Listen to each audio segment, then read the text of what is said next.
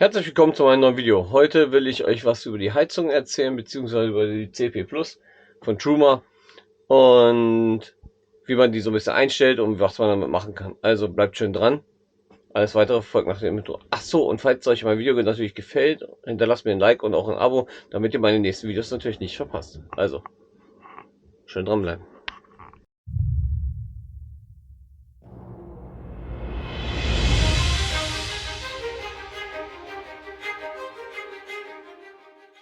Ja, also so ist erstmal, wenn das Gerät eingeschaltet ist und man nichts eingestellt hat. Dann kann man hier draufklicken, dann geht erstmal die Tastatur, die Beleuchtung an.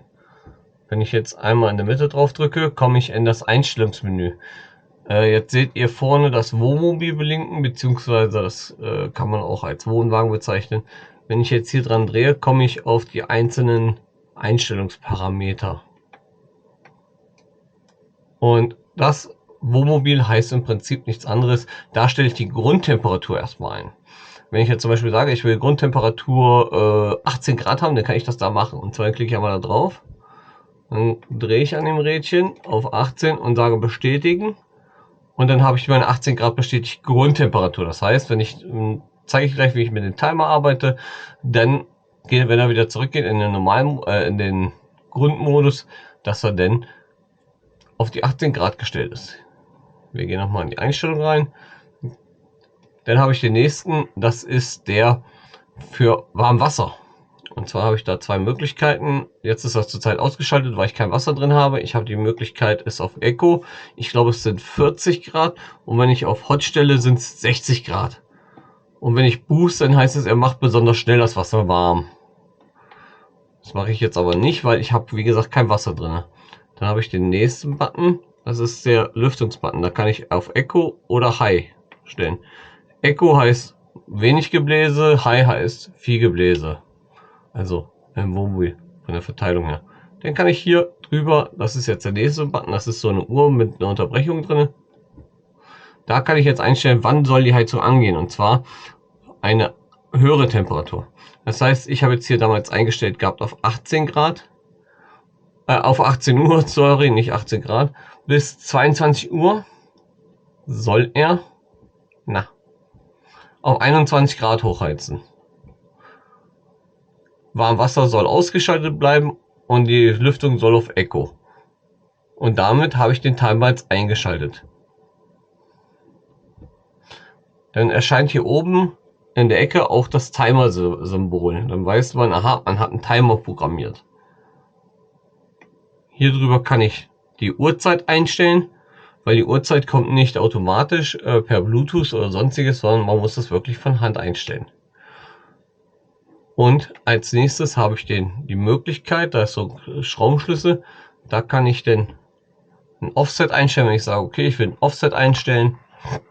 Offset heißt, als Beispiel, ich habe 18 Grad und sage, Offset ist 2 Grad plus, weil mir 18 Grad gefühlt vorkommt wie 16 Grad, weil ich wieder 18 Grad gefühlt haben für mich. Dann kann ich ein Offset setzen von 2 und dann kann ich auf 18 Grad stellen und das System weiß, aha, er meint 18 Grad, für ihn müsste er dann hochheizen auf 20 Grad. Als Beispiel, ne? Aber ich kann nicht nur ein Offset einstellen, sondern ich kann auch noch die Temperatur einstellen. Also, ob ich Temperatur oder auf Fahrenheit einstellen möchte. Zum Beispiel interessant, wenn ich Amerikaner bin oder dann kann ich die Helligkeit einstellen. Ich kann einstellen, ob es 24 Uhr, ob meine Uhr 12 Stunden oder 24, nicht Stunden, sondern diese Zeitformat mit AM und PM. Englische Variante, sorry. Ich kam gerade nicht auf den Namen. Ja, dann, wenn ich das, dann kann ich noch Lang und Index und Reset. Reset heißt, ich stelle alles auf Werkseinstellungen zurück. Das ist das erste. Und Lang, jetzt kann ich mal gucken, was heißt denn Lang? Achso, Language. Englisch, Deutsch, Englisch, Französisch, Italienisch, Deutsch. Wenn ich auf Deutsch umstelle, dann sagt er SPR, heißt für Sprache. Und Index, das ist wahrscheinlich die Firmware-Version, wenn mich nicht alles täuscht. Ja, das würde ich sagen mal, ne? So, das ist die Firmware-Version. Ich mache jetzt mal meinen Timer aus, weil ich will den gar nicht gestellt haben.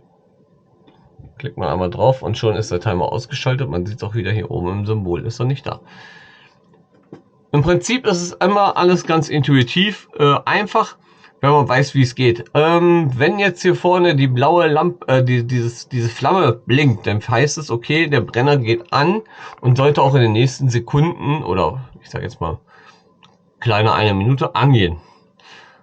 Dann habe ich noch die Möglichkeit, wenn ein Fehler entsteht, dann habe ich hier unten so ein kleines Ausrufezeichen mit einem Dreieck drum. Da heißt, irgendwas passt nicht und ich kriege einen Fehlercode angezeigt. Den Fehlercode kann man googeln, beziehungsweise, ja genau, den kann man googeln oder auch in der Bedienungsanleitung nachlesen, was der heißt. Da muss ich natürlich das Problem beseitigen. Wenn ich, aber der Fehler ist nicht automatisch resettet, sage ich mal, oder quittiert, wie ich so schön feststelle. Dann muss man nochmal reingehen in die, dann geht man auf das kleine Dreieck, sagt, klickt drauf und klickt dann nochmal drauf, damit man die Meldung quittiert. Damit denn das System weiß, aha, er hat den Fehler beseitigt und ich kann wieder in meinen normalen Modus übergehen. Ich habe jetzt 18 Grad eingestellt, ich will das natürlich auf Wintertemperatur einstellen, deswegen stelle ich das jetzt zurück auf 6 Grad. Und wieder einfach bestätigen. Und das war's tatsächlich schon. Viel mehr ist da nicht dran. Oder sagen wir es mal so, viel mehr habe ich nicht dran. Es gibt noch die Möglichkeit, dass man damit wohl auch eine Klimaanlage anstellen kann. Habe ich aber nicht drin, eine Klimaanlage, deswegen kann ich es euch nicht zeigen. Was ich auch nicht drin habe, ist ein Level Control, wobei Level Control soll wohl bei denen nicht gehen.